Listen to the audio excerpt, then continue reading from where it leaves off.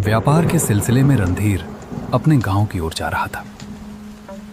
घनघोर बरसात में अपनी पुरानी बैलगाड़ी लेकर जंगल के रास्ते से जा रहा था। गरजते बादल और जंगल का ये डरावना सन्नाटा हर चमक के साथ अंधेरा और गहरा होता जा रहा था।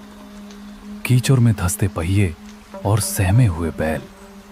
लगता है आज तूफान ने रणधीर का रास्ता रोकने की कसम खा ली है। फिर भी रणधीर मग्न होकर जा रहा था। हे बजरंगबली, कैसी घनघोर बरसात बरसा दी है। घर पहुंचना भी दुर्लभ हो गया है। अरे ये कीचड़ भी ना। बस अब हिम्मत रखो रे बैलो, थोड़ा और, अभी हमें गांव पहुंचना है। काश मैं कल्याणपुर में इतनी देर तक नहीं रुकता। अरे चलो रे, थोड़ा और जोर लगाओ, ये कीचड़ भी साथ नहीं छोड़ता। अरे बाप रे, ये बिजली तो सिर पर ही गिरी लगता है। कल्याणपुर की वह भीड़ अब किसी सपने जैसी लग रही है। यहाँ तो बस डर ही डर है। ये कैसी रात है, बारिश रुकने का नाम ही नहीं ले रही। अरे बजरंगबली, कहीं ये वही रास्ता तो नहीं जहाँ की कहानियाँ लोग सुनाते हैं। दिल धक धक कर रहा है मेरा।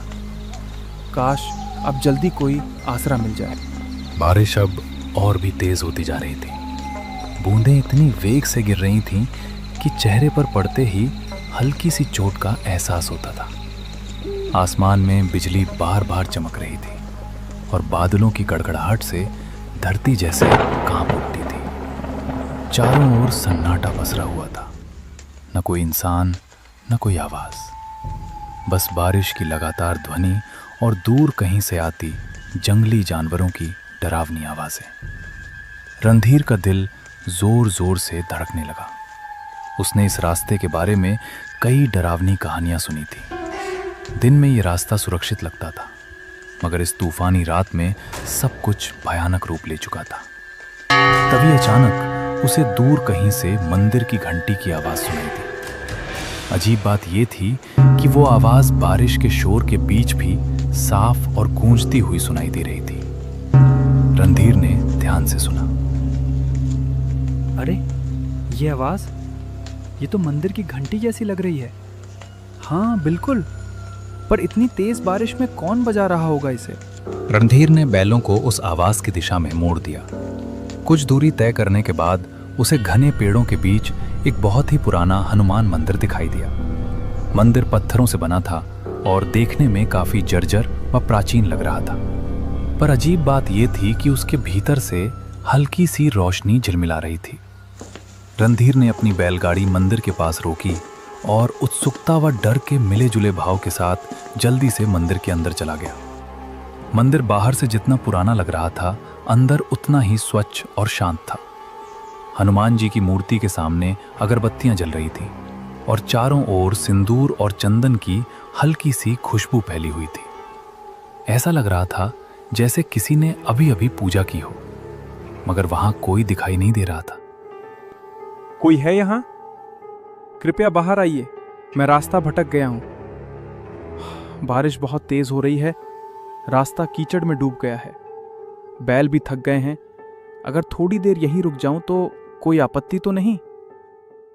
अजीब है, मंदिर में रोशनी जल रही है, अगरबत्तियां भी सुलगी हैं, फिर कोई दिख क्यों नहीं रहा?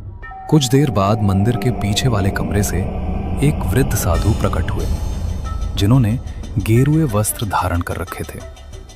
उनकी लंबी सफेद दाढ़ी छाती तक लटक रही थी और माथे पर तिलक का गाढ़ा चिन्ह बना था। उनकी आंखों में गहरी शांति थी, पर चेहरे पर किसी गहरी चिंता की छाया साफ झलक रही थी। कौन हो तुम बेटा? इस तूफानी रात में यहां कैसे आ पहुंचे? महाराज, मैं पास के गांव कल्याणपुर से लौट रहा था। व्यापार देर तक चला, इसलिए देर हो गई। रास्ते में इतनी भयंकर बारिश शुरू हो गई कि कुछ सूझा ही नहीं। तभी मंदिर की घंटी की आवाज़ सुनी और यहाँ चला आया। इस समय जंगल में रुकना उचित नहीं है। ये जगह दिन में भले शांत लगे, पर रात में इसका रूप बदल जाता है। हर आवाज़ का यहाँ कोई ना कोई अर्थ होता है और हर सन्नाटे में कोई छिपा हुआ स्वर। बेटा, अगर तुमने बाहर की घंटी सुनी है तो जान लो, घंटी की आवाज हर किसी को नहीं बुलाती। मगर महाराज, आप कह रहे हैं कि वह घंटी हर किसी को नहीं बुलाती। इसका क्या मतलब है?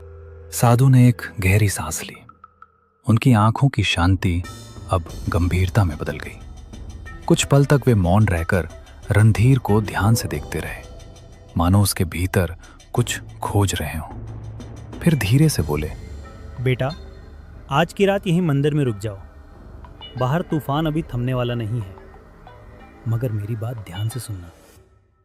आधी रात के बाद अगर कोई आवाज सुनाई दे, चाहे कोई पुकारे, रोए या तुम्हारा नाम ले, किसी भी हालत में इस मंदिर की सीमा के बाहर मत जाना।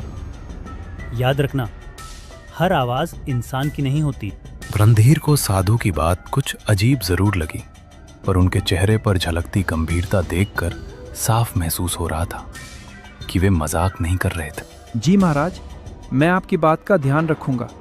चाहे कैसी भी आवाज क्यों ना सुनाई दे, मैं मंदिर के बाहर कदम नहीं रखूंगा। उसने मन ही मन सोचा कि शायद रात में यहाँ जंगली जानवर आ जाते होंगे, इसलिए साधु महाराज मुझे डराकर सावधान करना चाह रहे हैं। साधु ने उसे पास के एक दूसरे कमरे में बैठने के लिए कहा। फिर वे अंदर चले गए और थोड़ी देर में एक थाली में कुछ ताजे फल लेकर लौटे। लो बेटा, ये कुछ ताजे फल खा लो। रास्ता लंबा था, शरीर को आराम और भोजन दोनों की जरूरत है। बाहर तूफान है, इसलिए आज यहीं ठहर जाओ। भगवान हनुमान की शरण में हो, चिंता मत करो, सब ठीक रहेगा। रणधीर ने शांति से फल खाए और पानी पिया। साधु महाराज ने उसे एक पुरानी चटाई और कंबल दिया ताकि वो आराम कर सके। रणधीर ने श्रद्धा से भगवान हनुमान को प्रणाम किया और मंदिर के एक कोने में जाकर लेट गया। थकान के मारे उसकी आंखें धीरे धीरे बंद होने लगीं। बाहर रात अब और गहरी हो चली थी। बारिश अब भी जोरों पर थी और हवाएं मंदिर की दीवारों से टकराकर सनसनाती हुई गुजर रही थीं। रणधीर नींद में जाने ही वाला था कि अचानक उसे एक अजीब सी आवाज सुनाई दी। पहले तो वो बहुत धीमी थी, पर कुछ ही पलों में वो आवाज धीरे धीरे तेज होती चली गई। रणधीर बेटा, बाहर आ जा। देख, मैं यहाँ हूँ, डर मत। मैं तेरा पिताजी हूँ। तू इतनी देर से लौटा नहीं, मैं तुझे ढूंढता ढूंढता यहाँ तक आ गया। बेटा, बस एक बार बाहर आ जा। देख, तेरे पिताजी तुझे बुला रहे हैं। मेरे पास आ जा रणधीर। तू मुझे पहचानता है ना? मेरी आवाज सुन, मैं तुझसे मिलने आया हूँ बेटा। रणधीर, मेरी बात सुनो बेटा, मैं बड़ी मुसीबत में हूँ। कोई मुझे यहाँ से ले जाओ, वरना मैं बच नहीं पाऊंगा। तू तो मेरा साहसी बेटा है ना? बस एक बार बाहर आ जा, मुझे तेरी जरूरत है। देख, मैं यहीं तेरे मंदिर के बाहर खड़ा हूँ, ठंडी बारिश में भीग रहा हूँ। जल्दी आ बेटा, मुझे बचा ले। रणधीर की आंखें अचानक खुल रहीं। वो चौंक कर उठ बैठा। उसके चारों ओर सन्नाटा पसरा था, पर वो आवाज अब और स्पष्ट सुनाई दे रही थी। अजीब बात यह थी कि वो आवाज किसी और की नहीं, बल्कि उसकी अपने पिताजी की आवाज जैसी लग रही थी। ये आवाज पिताजी की लग रही है, लेकिन पिताजी यहाँ कैसे हो सकते हैं? नहीं, ये सच नहीं हो सकता। वो तो गांव में थे। पर अगर सच में वो हैं, तो मैं कैसे अंदर बैठा रैंक रहूं? हे बजरंगबली, अब मैं क्या करूं? बाहर जाऊं या नहीं? रणधीर का दिल जोर जोर से धड़कने लगा, मानो उसकी छाती से बाहर निकल आएगा। डर और जिज्ञासा दोनों उसके मन में एक साथ उमड़ने लगे। रणधीर उठ खड़ा हुआ और धीरे धीरे मंदिर के दरवाजे की ओर बढ़ने लगा। उसका हाथ दरवाजे की ओर बढ़ रहा था, जबकि मन भीतर से कह रहा था, शायद बाहर अगर पिताजी हैं और अगर सच में उन्हें मदद चाहिए तो मैं कैसे ना जाऊं। तभी अचानक किसी ने उसका हाथ कस कर पकड़ लिया। रणधीर सिहर उठा। पीछे मुड़ा तो देखा साधु महाराज उसके पीछे खड़े थे। उनकी आंखों में गहरी गंभीरता और एक अनकहा डर झलक रहा था। रुको बेटा, एक कदम भी बाहर मत रखना। मैंने तुम्हें पहले ही चेतावनी दी थी। जो आवाजें बाहर से आती हैं वे इंसान की नहीं होती। महाराज, पर वो तो सच में मेरे पिताजी की आवाज है। वही पुकार रहे हैं मुझे। कह रहे थे कि वो मुसीबत में है। अगर सच में वो हैं तो मैं उन्हें ऐसे कैसे छोड़ दूं? वो तुम्हारे पिताजी नहीं है, वो एक छलावा है। तुम्हारे मन को पढ़ लिया है बेटा। ये उसी की आवाज में निकालती है जिसके लिए तेरे दिल में सबसे गहरा प्रेम हो। ये जानती है कि तेरे मन में अपने पिताजी के लिए कितना स्नेह है, इसलिए उसी का रूप धारण करके तुझे बुला रही है। कई यात्री इसके इस छल में फंस चुके हैं और फिर कभी लौटे नहीं। रणधीर बेटा, तू मुझे क्यों नहीं सुन रहा? मैं बहुत दर्द में हूँ। तेरे पिताजी हूँ मैं। देख, मैं यही बाहर हूँ, बारिश में भीग रहा हूँ। मुझे अकेला मत छोड़ बेटा, बस एक बार बाहर आ जा। अगर तू नहीं आया तो मैं बच नहीं पाऊंगा। महाराज, छोड़ दीजिए मुझे। वो मेरे पिताजी हैं, उनकी आवाज़ मैं पहचानता हूँ। आप समझ नहीं रहे, वो मुसीबत में हैं। मुझे उनकी मदद करनी ही होगी। कृपया जाने दीजिए, मैं उन्हें ऐसे नहीं छोड़ सकता। वो मुझे पुकार रहे हैं महाराज। याद रखना, अगर तू बाहर गया तो तेरा नाम भी उनमें शामिल हो जाएगा।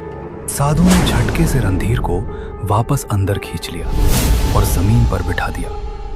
फिर वे सीधे हनुमान जी की मूर्ति के सामने जाकर पद्मासन में बैठ गए और ऊंचे स्वर में मंत्र जपने लगे। पंडित, तुम कितना भी मंत्र जाप कर लो, मुझे नहीं रोक पाओगे। मैं फिर आऊंगा, बार बार आऊंगा। जब जब कोई इस मंदिर में कदम रखेगा, मैं उसे पुकारूंगा। तुम मुझे बांध नहीं सकते। मेरी छाया हर दिशा में फैली है, हर हवा में मेरा नाम गूंजता है। ओम हनुमते नमः, ओम रामदूताय नमः, हर हर महादेव, रक्षामि रक्षामि। उनके मंत्रों की गूंज पूरे मंदिर में फैल रही। धीरे धीरे बाहर की आवाज पड़ने लगी, मगर पूरी तरह से थमी नहीं। साधु ने मंत्र जाप जारी रखा। उनके माथे पर पसीने की बूंदें चमकने लगी थीं और पूरा मंदिर एक अजीब रहस्यमयी ऊर्जा से भर गया था। रणधीर डर के मारे कांप रहा था। उसका दिल तेजी से धड़क रहा था। अब डर मत बेटा, वो शक्ति अब लौट गई है। इस मंदिर की रक्षा स्वयं बजरंगबली करते हैं।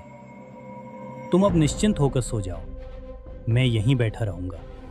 कुछ देर बाद बाहर की सारी आवाजें एकदम थम गईं। अब बस बारिश की लगातार गिरती बूंदों की आवाज रह गई थी। रणधीर कांपते हुए वापस अपनी चटाई पर लेट गया, मगर उसकी आंखों में नींद कहाँ थी। वो पूरी रात जागता रहा। हर आहट पर उसका दिल सहम उठता था। जब सुबह की पहली किरण मंदिर के अंदर पहुंची तो रणधीर धीरे धीरे उठा और बाहर निकल आया। बारिश अब थम चुकी थी, लेकिन मंदिर के चारों ओर जमीन पर अजीब से पैरों के निशान बने हुए थे, जैसे कोई अनजानी चीज रात भर मंदिर के इर्द गिर्द घूमती रही हो।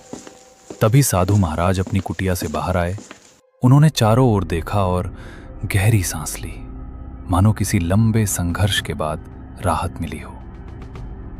देख रहे हो बेटा, ये निशान, ये उसी छाया के हैं जो पूरी रात मंदिर के चारों ओर मंडराती रही। वो कोशिश कर रही थी कि तुम्हें बाहर खींच ले जाए, तुम्हारे मन के प्रेम का इस्तेमाल करके तुम्हें अपने जाल में फंसाए। पर भगवान हनुमान की कृपा से वो इस मंदिर की सीमा पार नहीं कर सकी। ये रेखाएं उसकी असफलता की निशानी है। वो अब भी मुक्ति नहीं पा सकी, इसलिए हर तूफानी रात में लौटता है, किसी नए मन को बहकाने। महाराज, ये छलावा आखिर कौन है? क्यों हर रात यहाँ आता है और क्यों मुझे अपने पिताजी की आवाज में बुला रहा था? इसका क्या रहस्य है? इसकी पिछली कहानी क्या है? बेटा, ये छाया कोई साधारण आत्मा नहीं है। कभी ये भी एक इंसान था, एक औरत जो अपने पत्नी की मौत के बाद पागलपन की हद तक टूट गया था। कहा जाता है कि वो अपने दुख में इतनी डूब गया कि उसे जीते जी शांति नहीं मिली। एक तूफानी रात में उसने इसी जंगल में अपनी जान दे दी। तभी से उसकी आत्मा इस जगह से बंध गई। वो अब भी अपने अकेलेपन और दर्द से मुक्त नहीं हो पाई है। वो अपने दर्द में सबको शामिल कर लेना चाहता है। वो जानती है कि इंसान का सबसे बड़ा प्रेम किससे होता है? अपनेपन से, अपने पिताजी से, अपनी संतान से। इसलिए वो उसी आवाज में पुकारती है ताकि जो सुन ले वो खुद को रोक ना सके। कई यात्री उसके इस छलावे में फंस चुके हैं और फिर कभी लौटे नहीं। वही सब उसकी छाया में समा गए, उसी के दुख का हिस्सा बन गए। बेटा, अगर मैं तुम्हें रोका ना होता तो सुबह तक यहाँ तुम्हारे पैरों के भी निशान नहीं मिलते और तुम्हारे बैल वहीं के वहीं खड़े रह जाते। रणधीर के रोंगटे खड़े हो गए। रणधीर ने कांपते हाथों से साधु के चरण छुए। साधु महाराज, अगर आप मुझे नहीं रोकते तो पता नहीं मेरा क्या होता। साधु महाराज, आपने मेरी जान बचाई है। अगर आप ना होते तो आज मैं जिंदा नहीं होता। मैं आपका आजीवन ऋणी रहूंगा। इसे मैं कभी नहीं भूलूंगा। बेटा, मुझे नहीं, भगवान हनुमान को कहना। उन्हीं की कृपा से तुम आज सुरक्षित हो। याद रखना, उस छाया से बचने का एक ही उपाय है, श्रद्धा और विश्वास। ये दोनों कभी मत भूलना। रणधीर ने हनुमान जी और साधु महाराज को प्रणाम किया और बैलगाड़ी लेकर निकल पड़ा। रास्ते भर उसे रात की डरावनी आवाज और साधु की मदद याद आती रही। दोपहर को श्यामपुर पहुंचकर उसने देखा कि पिताजी आंगन में सुरक्षित बैठे हंस रहे हैं। वो खौफनाक आवाज झूठी थी।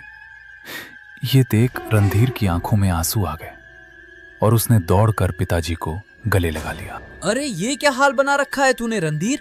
कौप क्यों रहा है बेटा? कहीं रास्ते में कुछ हुआ क्या? बोल ना पगले, तू ठीक तो है ना? पिताजी, मैं बहुत डर गया था।